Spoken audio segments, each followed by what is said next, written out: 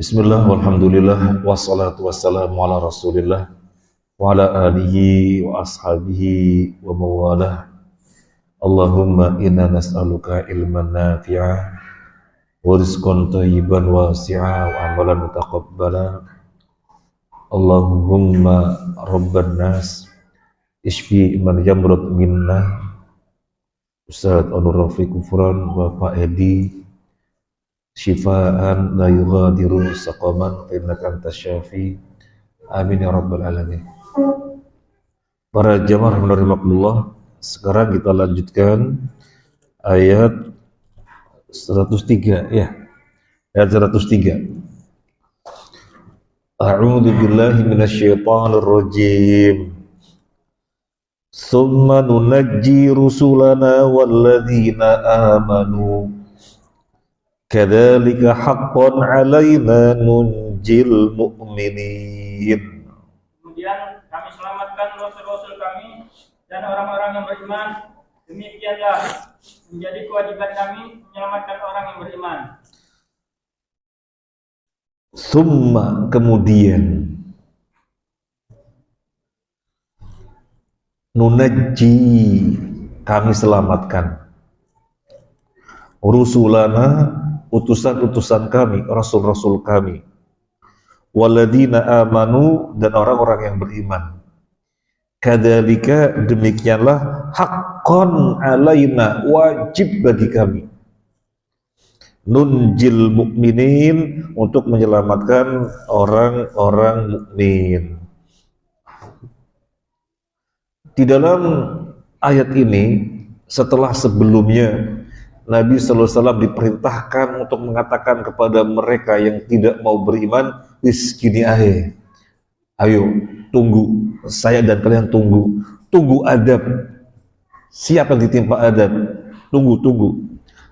Setelah Nabi diperintahkan untuk mengatakan demikian, kemudian di sini ayat yang berikutnya, ketetapan dari Allah bahwasanya Rasul dan orang-orang yang mengikutinya, yaitu orang-orang beriman, akan Allah selamatkan. Akan selamatkan dari apa? Adab dunia dan akhirat. Bukan dunia saja, akan Allah selamatkan dari adab dunia dan akhirat. Kata Syekh As-Sadi, "Tsumma nunajji rusulana walladzina amanu min makarihid dunya wal akhirah." Jadi bukan diselamatkan dari adab dunia saja, tapi adab dunia dan akhirat. Diselamatkan dari adab dunia dan akhirat. Kadzalika haqqun alaina nunjil mu'minin. Demikianlah, kata Syekh Sa'di, haqqun alaina aujabnahu ala anfusina nunjil mu'minin. Allah berfirman, kami mewajibkan diri kami untuk menyelamatkan orang-orang mukmin. Kami mewajibkan diri kami untuk menyelamatkan orang-orang mukmin. Artinya orang mukmin perjalanannya pasti selamat, tidak boleh tidak selamat. Karena lafadznya kadzalika haqqan alaina. Demikianlah wajib bagi kami. Ini yang berbicara Allah. Yang berbicara Allah, kadzalika haqqan alaina. Demikianlah wajib bagi kami untuk menyelamatkan orang-orang mukmin. Jadi Rasul dan yang beriman, yang mengikutinya, pasti Allah selamatkan. Tetapi berbicara tentang keselamatan yang Allah pastikan untuk orang mukmin bertingkat-tingkat. Tergantung tingkat keimanan, tergantung level kesolehannya. Sebagaimana keimanannya di dunia, maka demikian pula kadar keamanannya di akhirat. Di dunia keimanannya berapa nilainya? 7, maka kadar keamanannya juga 7. Atau kadar keamanannya balasannya sesuai dengan kadar keimanan ketika dia mengupayakannya di dunia. Jadi bertingkat-tingkat. Maka lebih khusus lagi adalah untuk wali-wali Allah. Di dalam hadis qudsi, Allah Azza wa Jalla berfirman, man adali waliyan faqad adantuhu bil harbi, atau kama qala an-nabi an qaulillahi ta'ala, barang siapa yang menyakiti wali-waliku, aku genderangkan peperangan menghadapinya. Jadi Allah langsung yang bela-belain walinya. Nah ini penyelamatan yang secara khusus lagi untuk wali-walinya. Untuk wali-walinya. Menyakiti wali Allah tidak sama dengan menyakiti manusia secara umum. Ini tentang orang. Kalau tentang tempat, berbuat kemungkaran di Masjidil Haram tidak sebagaimana berbuat kemungkaran di tempat yang lain. Ini tentang tempat. Kalau tentang waktu, berbuat kemungkaran di dalam Asyurul Haram berbeda sebagaimana berbuat kemungkaran di luar Asyurul Haram. Nah, sekarang tentang orang. Allah Azza wa Jalla menjamin keselamatan, menjamin keamanan kepada Nabi dan para pengikutnya. Para pengikutnya bertingkat-tingkat, maka yang Allah berikan juga bertingkat-tingkat. Kemudian sekarang 104.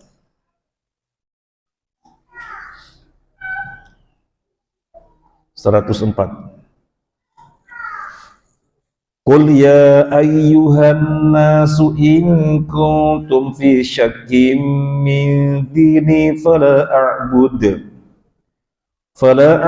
alladhina ta'buduna min dunillah walakin a'budullaha alladhi yatawaffakum wa umirtu an akuna minal mu'minin.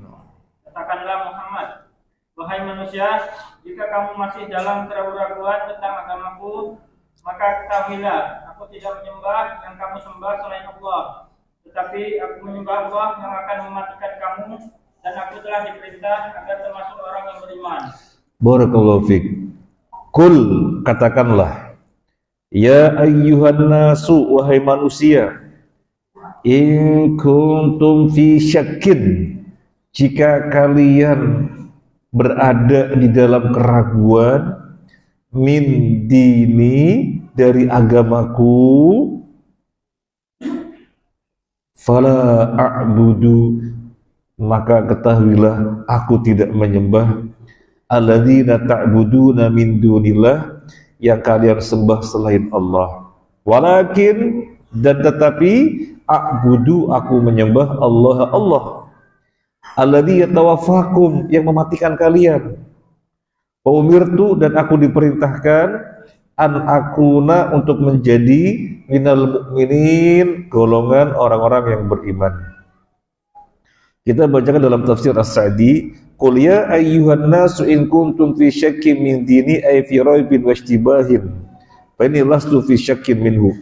Kalau kalian ragu-ragu, samar tentang kebenaran agamaku, ketahuilah aku tidak pernah meragukan. Bal ladayya al-ilmu al-yaqini anahul haq, bahkan yang ada pada aku adalah ilmu yang hak, ilmu yang yakin. Wa anna ma tad'una min dunillahi batil, bahwasanya yang kalian sembah selain Allah itu semuanya batil. Aku punya bukti yang sangat gamblang, bukti yang sangat wadih. Makanya Nabi bersabda sebagai penjelasannya, fala a'budul ladzina ta'buduna min dunillah, aku pun tidak menyembah apa yang kalian sembah selain Allah. Karena yang kalian sembah selain Allah, yang kalian sembah berhala-berhala, patung-patung itu gak menciptakan, gak memberi rizki, gak mematikan, gak mengatur alam. Lo kayak gitu disembah, maka gak ada keraguan pada agamaku, aku hanya menyembah Allah. Dan bukti sangat gamblang, sangat banyak. Apa iya kalian masih meragukan agamaku?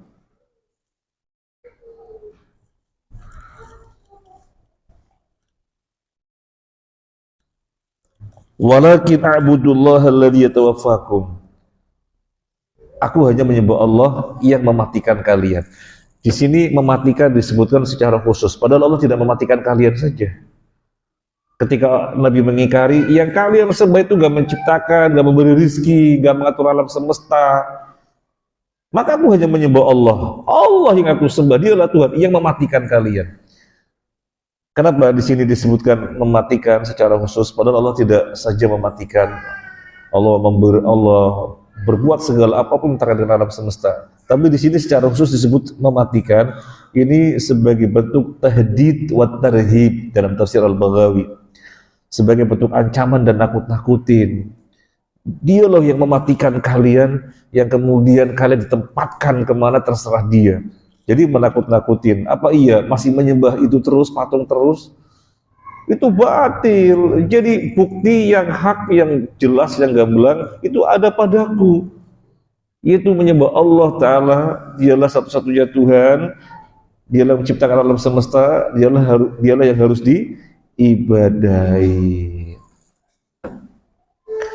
Ini kan Nabi berhadapan dengan orang-orang kafir Quraisy ketika itu, di mana orang-orang kafir Quraisy terus menyembah berhala, atau kafir-kafir secara umum, tidak Quraisy saja.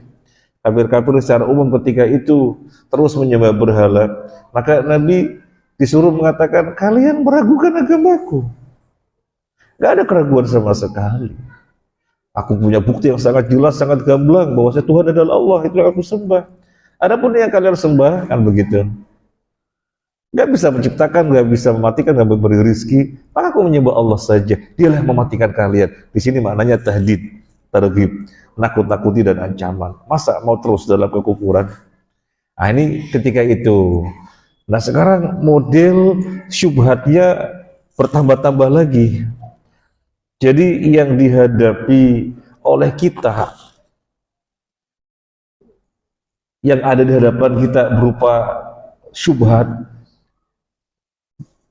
berbeda syubhat yang dihadapi oleh Nabi. Apa syubhat yang dihadapi oleh kita? Banyak. Di antaranya, mungkin baru beberapa hari yang lalu, baru sepekan lah barangkali. Jadi ada postingan di sebuah instansi, ada sesi tanya jawab. Yang bertanya kelihatannya sudah kenal sunnah, sehingga pertanyaannya menunjukkan pertanyaan yang menggiring kepada sunnah. Wah ini kayaknya sudah ngaji yang bertanya. Kemudian dijawab oleh pematerinya. Nah kita mau dengar gimana pematerinya. Pertanyaannya yang saya ingat itu begini. Kenapa kaum muslimin itu terus berpecah? Coba kalau kaum muslimin itu semuanya tunduk patuh kepada Al-Quran dan Sunnah, selesai, bersatu itu pasti. Karena parameternya jelas Al-Quran dan Sunnah, Al-Quran dan hadis. Contoh kata dia kurang lebihnya begini. Kan di dalam hadis disebutkan berpuasalah sesuai dengan pemerintah berpuasa. Berid Idul Fitri Idul Adha sebagaimana pemerintah beridul fitri beridul adha. Karena ini instansi milik negara. Jadi dia membahasakannya demikian. Tapi ada yang puasanya berbeda dengan pemerintah, Idul Fitri Idul Adha-nya berbeda dengan pemerintah. Jadi kan berpecah. Coba kalau tunduk patuh sama Al-Quran dan hadis, itu contoh sederhananya seperti itu, pasti bersatu. Bagus pertanyaannya. Kita mau melihat gimana jawabannya si pemateri. Jawabannya si pemateri kurang lebihnya begini. Kurang lebih begini. Anda mengatakan tunduk patuh pada hadis, Al-Quran hadis. Hadis itu ditulisnya kapan? Hadis itu ditulisnya baru 200 tahun setelah Nabi wafat. Coba bayangkan, perjalanan 200 tahun, 2 abad baru ditulis. Kemudian mau dikatakan ini hadis sebagaimana yang Nabi sampaikan. Gak mungkin. Gak mungkin. Jadi kata dia, kita ini bukan beragama Islam, tapi kita ini beragama tafsirnya Islam. Kurang lebih begitu. Kita tidak beragama Islam, tapi kita beragama dengan tafsirnya Islam. Jadi terserah mau tafsirkan bagaimana. Wong hadis baru ditulis 200 tahun setelah Nabi wafat. Astagfirullah. Memang orang liberal, kita tahu persis orang liberal, kita tahu persis. Orang liberal itu kan berani sekali berbicara pada sesuatu yang sesungguhnya dia tidak tahu. Dan gak pantas dia mengatakan seperti itu. Ittaqullah, bertakwalah kepada Allah. Sekarang begini, sebelum kita bahas, kita baca Al-Quran apa enggak sih? Kita kan baca Al-Quran. Allah berfirman bagaimana? Inna nahnu nazzalna dzikra wa inna lahu lahafidhun. Sesungguhnya kamilah yang menurunkan Al-Quran dan kami yang menjaganya. Soalnya Nabi Muhammad Nabi yang terakhir, nggak ada Nabi lagi, maka kitabnya Allah jaga sampai hari kiamat. Kalau Nabi-Nabi sebelumnya masih bergantian, Allah tidak jamin kitabnya masing-masing Nabi, tapi untuk Al-Quran Allah jamin, sehingga nggak pernah dipalsukan. Nah, Nabi fungsinya sebagai apa? Diutus sebagai apa? Bil bayyinati waz zubur wa anzalna ilaika dzikra litubayyana linnas. Jadi Nabi diutus fungsinya untuk menjelaskan adzikr Al-Quran yang diturunkan kepada beliau. Nabi bertugas menjelaskannya. Nah, penjelasan itu adalah hadis-hadis. Kalau Al-Qurannya dijaga sampai hari kiamat, berarti penjelasannya juga dijaga sampai hari kiamat. Ini kan sangat gampang sekali memahami ayat Al-Quran seperti itu. Ini sebelum kita bahas tadi. Sesungguhnya kalau yang dipasang keimanan, gak mungkin Allah biarkan agamanya di dunia ini pada umat yang terakhir bias, terserah sendiri, gak jelas. Kan gak mungkin. Gak mungkin. Itu dengan memahami itu saja kita sudah pada kesimpulan tidak mungkin Allah membiarkan agamanya gak jelas sehingga dikatakan kita tidak beragama Islam, tapi kita beragama dengan tafsir-tafsir Islam. Oh, hadis baru ditulis 200 tahun setelah Nabi wafat kok. Kita giling-giling kepala melihat postingan ini. Astagfirullah. Dijawab, dibahas singkat saja ya. Kalau mau detail ya undang Ustadz Ilyas, beliau spesifikasinya hadis dulu ya. Jadi biar jelas bagaimana perjalanan penelusuran, periwayatan dan pembukuan hadis gitu kan, lebih detail. Tapi yang mau kita sampaikan begini, ini jawaban global. Iya, 200 tahun. Kalau yang dicatat adalah ucapan-ucapan manusia kemudian dicatat, itu juga karu-karuan. Bisa benar, bisa salah. Tapi pencatatan setelah 200 tahun ini adalah pencatatan yang berdasarkan sanad. Dari siapa? Harus nyambung. Maka syarat yang pertama ittisalus sanad. Bukan sekedar ittisalus sanad, yang menyampaikan juga siapa? Harus adlur ruwat, orang yang diketahui ahli ketaatan. Apa perkataan Imam Muslim? Kita baca perkataan Imam Muslim. Kita bacakan perkataan Imam Muslim.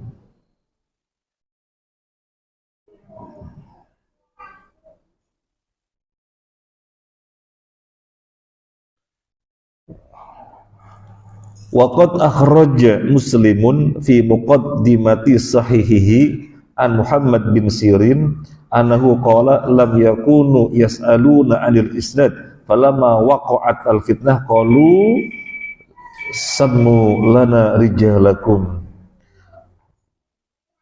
fayunzar ila hadithi ahli sunnah fayukhadhu hadithuhum wa yunzar ila ahli al-bid'ah fala yukhadhu hadithuhum wa kanu yaqulun inna hadhil ahadits dinun faduru amman ta'khuduraha wa in hadzal ilm dinun faduru amman ta'khuduna dinakum. Ini ucapan Imam Muslim di dalam muqaddimah sahihnya. Dia menukil dari Muhammad bin Sirin bahwasanya ketika itu tidak ada yang bertanya tentang sanad, nggak ada yang bertanya tentang sanad. Tetapi kemudian ketika terjadi fitnah, ketika ada orang mengatakan si fulan mengatakan begini Nabi bersabda, maka tidak langsung diambil, kecuali harus menyebutkan rijalnya siapa. Coba ditunjukkan, kamu mendapatkan ini dari siapa, coba ditunjukkan. Kemudian dilihat, dicek, oh ternyata ahli sunnah, diambil. Oh ternyata ahli bid'ah, jangan diambil. Sesungguhnya hadis-hadis ini adalah agama, maka lihatlah dari siapa kamu mengambilnya. Sesungguhnya ilmu ini adalah agama. Maka lihatlah dari siapa kalian mengambilnya. Ini ucapan Imam Muslim. Jadi Imam Muslim menukil dari Muhammad ibn Sirin, sebelumnya tidak terlalu sibuk dengan isnad, tidak terlalu sibuk. Karena semuanya terpercaya. Kemudian ketika terjadi fitnah, orang hati-hati sekali. Maka yang kedua, syaratnya adalah adlur ruwat. Yang pertama ittisalus sanad, sanadnya nyambung. Yang kedua, rawinya yang meriwayatkan diketahui ahli ketaatan, sehingga jauh dari potensi mendustakan, memanipulasi dan seterusnya. Yang ketiga, dobatnya juga dilihat. Apa dobat?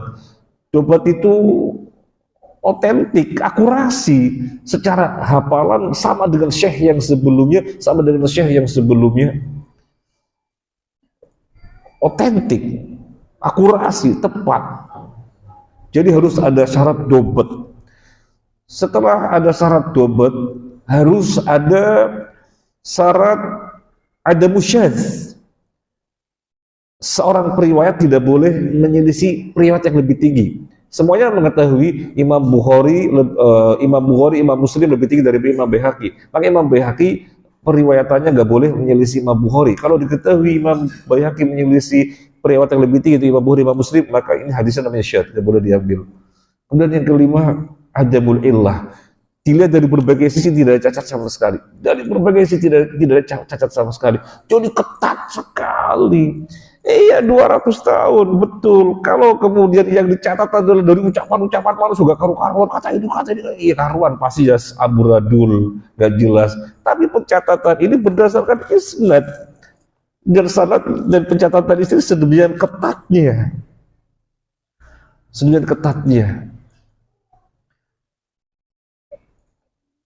Misalnya Imam Bukhari, sanad yang paling tinggi namanya thulatsiyah.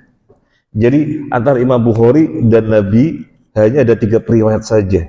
Nabi menyampaikan kepada sahabat 1, sahabat menyampaikan kepada tabi'in 2, tabi'in menyampaikan kepada tabi'ut tabi'in 3. Baru Imam Bukhari meriwayatkan dari tabi'ut tabi'in ini. Namanya thulatsiyah. Jadi ini isnad paling tinggi, thulatsiyah Imam Bukhari. Malah ada thunaiyat.